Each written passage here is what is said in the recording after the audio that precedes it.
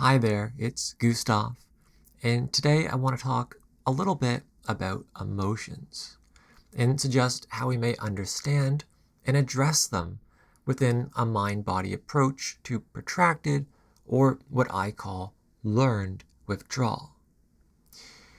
So in the main video on this channel, I talk about how learning withdrawal is a form of the mind-body syndrome.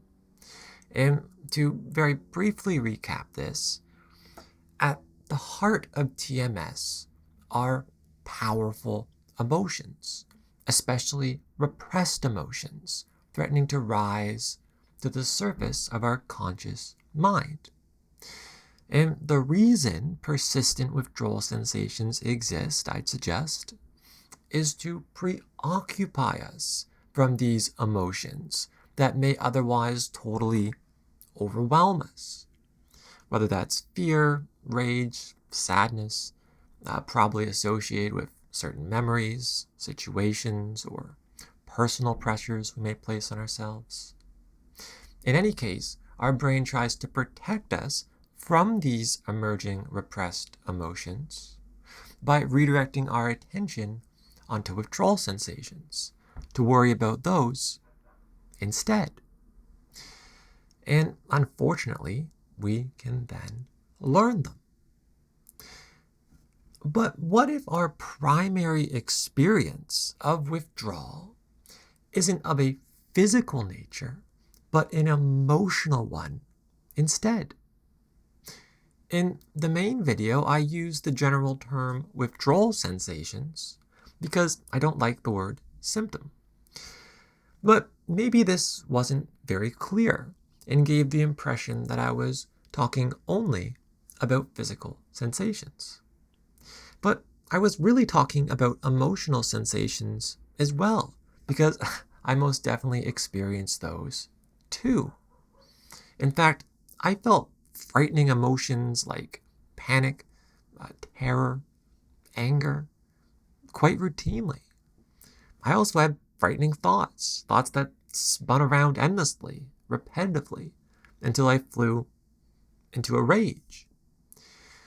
But because I was feeling these emotions directly, does this mean that I wasn't being preoccupied from them or distracted from them? I mean, how would I apply a mind-body approach if I'm already feeling my emotions? That's a good question, and one I'd like to get into now. So, when it comes to the mind-body syndrome, what's been shown in both research and experience is that powerful emotions, including unconscious emotions, can activate a sort of danger signal in the brain. And because our brain's emotional processing is connected to physical systems in the body, this signal of emotional danger can actually trigger physical discomfort, including torturous discomfort, pain, skin problems, stomach problems, basically anything.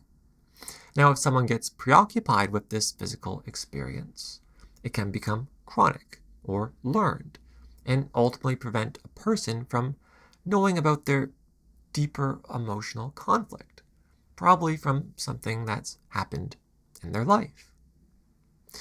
Sadly, this leads to so many people onto prescription drugs, thinking they have some sort of physical medical problem.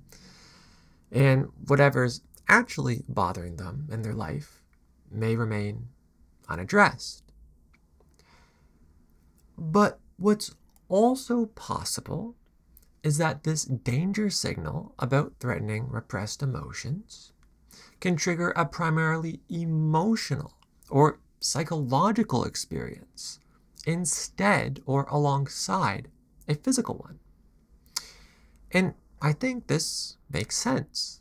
A danger signal goes off in the brain, and therefore we might feel fear, panic, terror, right? That's logical. And because this alarm is going off inside of us, we may start seeing everything as a threat and become very emotionally sensitive. The slightest thing may set us off. New phobias may even develop, or old phobias may return.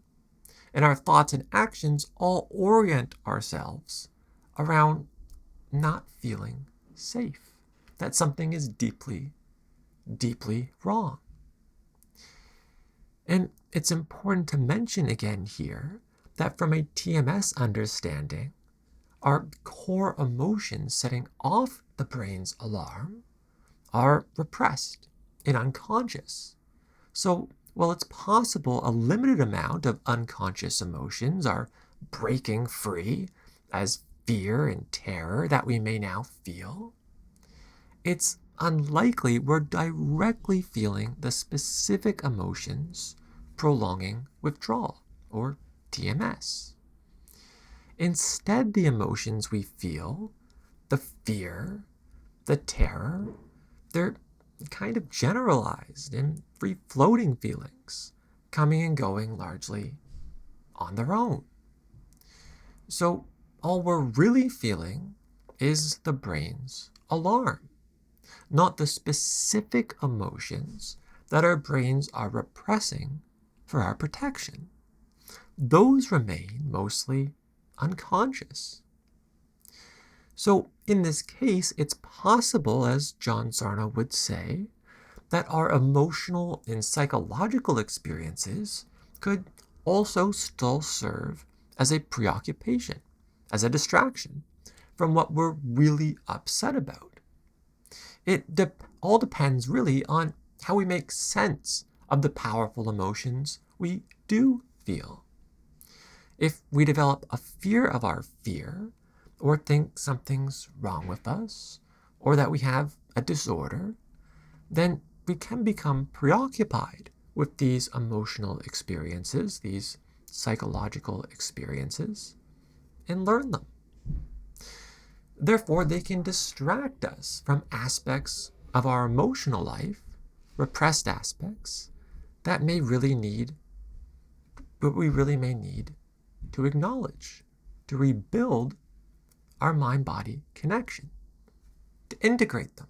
In any case, whether our powerful emotions are a distraction or not, a TMS approach addresses them in much the same way.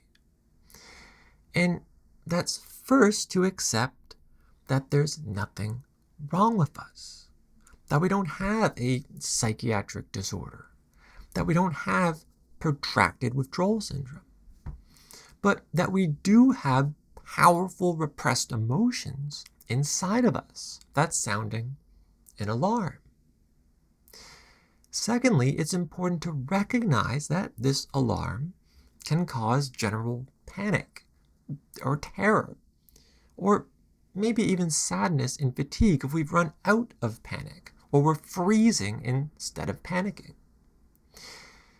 And also that this alarm is actually about specific repressed emotions involving events that took place in our lives and inside of us, our responses to them. And thirdly, we need to calm these repressed emotions by compassionately acknowledging what's happened to us and what's going on in our lives today, and even how we treat ourselves. Also, we need to remind ourselves that we're now safe, that whatever happened to us, we're now okay, and that it's safe to still have these emotions about it in our memories. We may need to even tell our unconscious minds that these feelings of terror or whatever free-floating powerful emotion we're feeling, it's not necessary for us to feel them. We don't need to resist anything. We just need to let our minds know that we're now okay. This helps reduce that emotional tension going on. Finally, I'd also note that all this emotional stuff has probably been going on inside us for some time. And so a mind-body approach may take some time to take full effect. For our brains to receive this message, it's going to take a number of repetitions and reminders. Eventually, for this to work, we must become totally convinced that this is true for us. Absorbing TMS materials daily, if we can, is really going to help this process along. Anyway, those are some of my thoughts on a mind-body approach to emotions and withdrawal, and I hope they are in some way useful to you.